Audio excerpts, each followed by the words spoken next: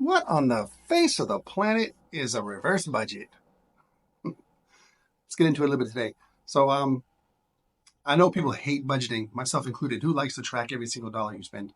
So, what I do, I really don't budget. I think I might have when I first started my financial journey about 4 years ago, but I don't do it hardly at all at this point. So, when I say reverse budget, that's just what I'm calling it because it seems like an appropriate name, I guess. Instead of tracking how much I spend every month, I track how much I save every month. And I've been doing this for a couple of years, probably about 3 or 4 years now. I have a whole Excel spreadsheet that I'm going to pull up in a minute and kind of show you what it looks like. But it tracks how much I save in retirement accounts, 401k, HSA, Roth IRAs, etc., etc., and then how much I put into my bridge accounts, so my non-retirement accounts. And my goal is always to up that year over year. So, like I said in one of my previous videos, I have a goal for 2025 on how much I want to save for the year and how much I want to save by the month. And I did that last year as well. And I met my goal with my last paycheck. I went over that before.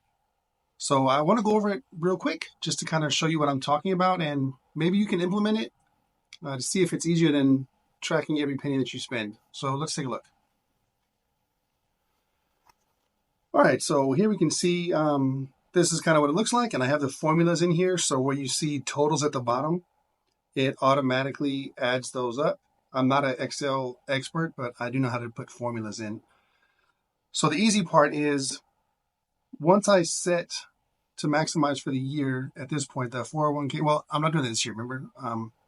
But last year, the HSA and the Roths, once I set how much I'm going to put in for the year, it's pretty much standard from month to month, how much goes in there, and that's automatic. So I can pretty much copy and paste January through December on that.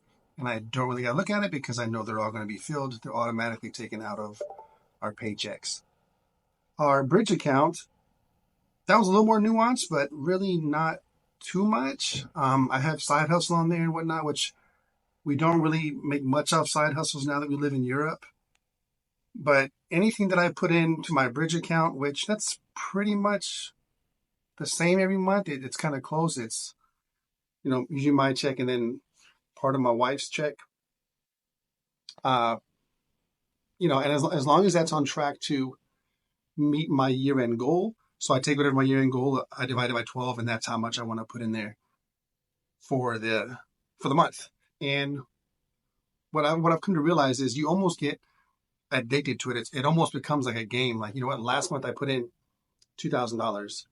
This month I want to put in 2,100 or 2,050, something small, incremental increases. And by default, then you stop spending money on things that you don't need. You start to place that value on reaching those savings goals. Now, I guess it can get out of hand and you don't want to do anything just because you want to level up your savings. So you got to be a little bit careful. I can get like that.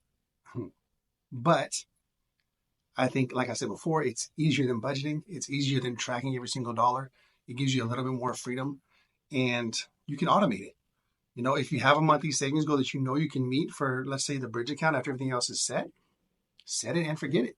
And then if you get a little raise, if you get a little bonus somewhere, if you do a little side hustle you weren't expecting to do, extra money comes from anywhere, you can throw it in there, icing on the cake, and you meet your year-end goal or maybe even beat it. So in a nutshell, that's how I reverse budget. All right, hope it was helpful. See you next week.